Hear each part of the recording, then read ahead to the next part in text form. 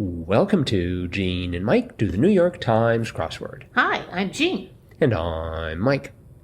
And today we are doing the crossword for Sunday, July 6th, 2025. So, on one of those Sundays in July...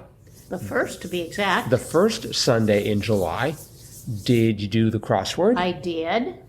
And did you find it to be sort of escapist literature?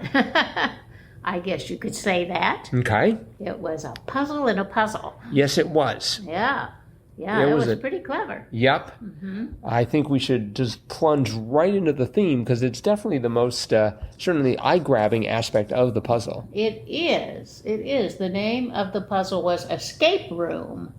And there were like 4 different clues in the clues, and the answers of which were clues to solving a puzzle. And the puzzle was right in the middle of the crossword puzzle, 4 blank squares going down vertically, and you had to solve the clue to get the letters that went into that little puzzle there in the middle. And it wouldn't solve the puzzle until you solved that little middle challenge. Mm-hmm. So the first clue that gave you the first clue was 31 across, and that is completely oblivious, or a hint to finding the 4th key letter in this puzzle. And remember, there were 4 letters in the puzzle within the puzzle.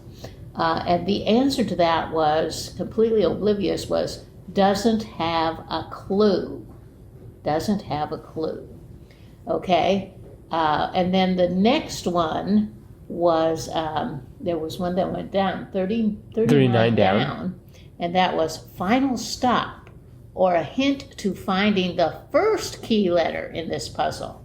And that was end of the road. Mm-hmm. And then we had 93 across, which was the Little Mermaid hit, or a phonetic hint to finding the 3rd key letter in this puzzle, and that was under the sea. Right.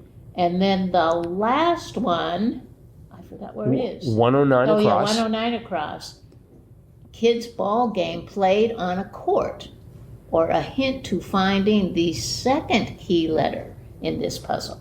And the answer to that was 4 square. Okay, so the first one doesn't have a clue. There was actually one clue that was blank. It was just a little dash there, mm-hmm. Yes. And so you couldn't fill it in, but using the downs, it turned out that clue, 76 across, was T. T-E-E. So that meant that the 4th square was a T. Okay, and then the one end of the road, there was one clue, 113 across, famed street in Beverly Hills, and that was Rodeo Drive. Well, the end of that road was an E, Rodeo Drive, ended in an E. So that was the first letter. So that went in the top box, the E. Then we had under the sea. Well, in this entire puzzle, this is the amazing thing, I think, there is only one C. Yes. And if you go to it, it was in the answer, it doesn't have a clue. If you go to it and look at the letter under it, it was an I. So the 3rd letter was an I. And then the last one was 4 square. And if you go to the 4th square, which is 4 down, it's an X. So the 2nd letter was an X. So that spells out E-X-I-T, exit. Right. And so if you got all the words filled in correctly and you got that exit right in the middle, the puzzle solved. Mm-hmm. And we got the exit, but we had a mistake, and it was just a dumb mistake. But we eventually found it. It was way at the bottom of the puzzle. And when I say we have our daughter visiting us this week, so she and I did it together. But we eventually got it done in about 43 minutes. That was pretty fast. Yeah, it was faster than usual. But of course, with two people working together, that always makes it go faster. So Sure. What was the what was your error? it was for 99 down, negative reputation informally, and we put in bad rep. Yeah, that's what I started with. And then 119 across was one, this is a great clue, one thing, the words right out of your mouth, and that was lip reader. And we had it spelled Lippreeder instead of Rader. So when we changed it to the correct spelling, bad rep became bad rap, which made more sense because you had reputation in the clue. So I'm like, you wouldn't think they'd put rep in a clue that had reputation, and they didn't. It was bad rap. So that was where our mistake was. Yes. Yeah, I had the whole grid filled out except for that central part, and I really wasn't sure what was going on there. I just sort of had to, bit by bit, I was able to figure it out. Like the one under the C, that one I got right away. Because I thought, okay, I found a C, and then with an I underneath it. And then, of course, being me, I went through the entire grid just checking to make sure. It's just like, well, there could be some other C. And there's no other C. No. Okay, I got it. And that is pretty amazing in a Sunday puzzle that you would only use a C once. So very, very interesting.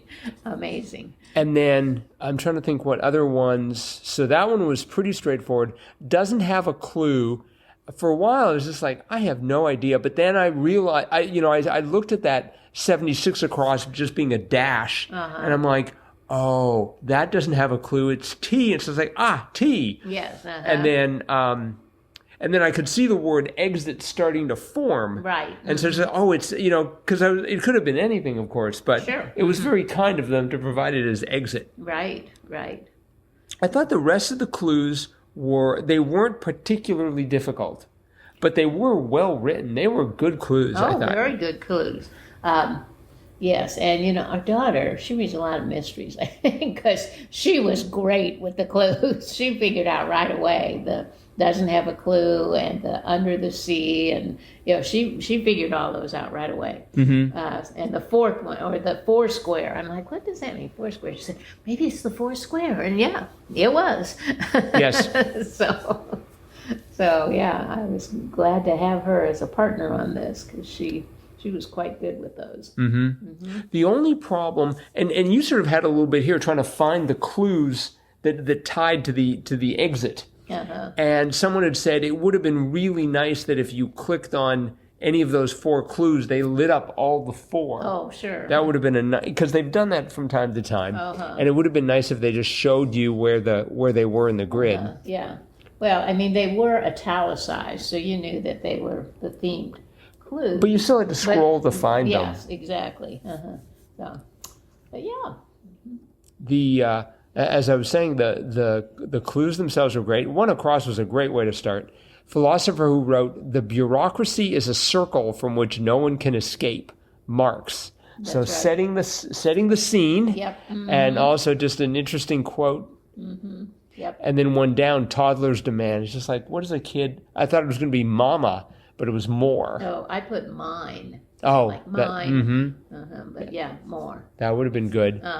Two down was board game recommendation. I thought they were looking for the recommendation for a board game. It's just like, well, there's Uno, but that's only 3 letters. But it was ages. Yes. That kind of a recommendation. Right. And then I discovered right next to it, 3 down, Midnight Children's Author, 1981. I discovered that I did not know how to spell Rushdie. Oh, It's like, I could see enough letters, just like, well, it's got to be Rushdie, and I was going to be Rushde. Oh. That doesn't work. No, D-I-E. D-I-E. Right. So I will throw that in there. And then that X that gave you the second letter of the answer from 4 down, spot markers was X's. Yes. Because X would mark the spot. That's right. All sorts of clues like that with that same sort of fun aspect. Very much so. Yes. Like a 7 down, journey in which you might carry quite a load was guilt trip. I like that. What do you put for 13 across? Sphinx site. GIZA. Really? Yeah. Oh, okay. See, I went for Nile. Oh, well, yeah, but no. Is it on the Nile? I don't think so. Oh, darn. GIZA. No. Let's see. 13 down was kind of joke or a response to a really bad one, gag. Right. That was cute. Mm-hmm. And we had some symmetry here with 59 across, blank particle, and that was tau. Mm-hmm. And then over at 87 across, Philosopher's Way was tau, T-A-O. Oh. As compared to T-A-U. Nice. Yeah. And then we had, this is almost sort of relevant, blank Mahal, and that was Taj. Yeah. Oh, yeah. So we had tau, and Taj. Mm-hmm. One that we really got is like face slap here, 121 across, odd pair, D's. Yes. Yeah, that was nice. But they did put a question mark there, so they sort of warned you. I know, but it was just like, that could have been so many different things, but it was D's as the two D's in odd. Mm-hmm. For 23 across the pitchfork-shaped letters, I don't know what I was thinking. I immediately went for W's, trying to figure out how I'm going to fit that into 4 letters, and thinking it doesn't really look like a pitchfork, but it's got aspects of it. No, but it was the wrong alphabet. The answer was size. Yes. Mm-hmm. 30. I also sort of liked, it wasn't really a revealer, but it was sort of a concluding clue to the theme. 42 down, person everyone's talking about, or what you'll be after unlocking the lock and completing this puzzle. Breakout star. Yes. I like that, how they compliment the solver. Yeah. That was good. Mm-hmm. Around there we had 60 across. Word with bullet or toilet was train. Yes. That was sort of a cute choice of words there. Definitely. And 54 down, hero, or where to find many naval heroes, submarine. That was really, really well done. Right. Mm-hmm. We had 52 across. I wish I could blank that. That was unsee. And then we also had 36 down. That was awaiting renters, unlet. So we had unsee and unlet. That's right, yes. And I'm not sure about unlet. I guess that works. Oh, yes. Well, our daughter didn't like that either. She's like, unlet? And I said, yes, when you rent something, they'll say to let. Sure. And so if it's not rented, it's then it's unlet. I guess that makes sense. Too bad they couldn't have worked omelet into the grid somewhere. Right. Could have an unlet omelet. I don't know. Mm-hmm. I got 49 across wrong. Mario's dinosaur sidekick. I started off with Koshi. Oh. I think I might have been thinking of some sort of rice. But it turned out to be Yoshi. Yoshi, yes. Which helped with 32 down. Typical patty melt specification. I'm like, no idea. It's just sort of like, is it going to be raw, medium well done? Didn't make a lot of sense for a patty melt. I thought it was on rye. Oh, yeah, right. Did you get that one right away? Pretty much, because we had some of the acrosses there, so. Mm-hmm. Have you ever had any 38 down? Popular chocolate biscuit from down under? Tim Tam. No. What a great name. Yeah, it is. No, I have not, but our daughter has.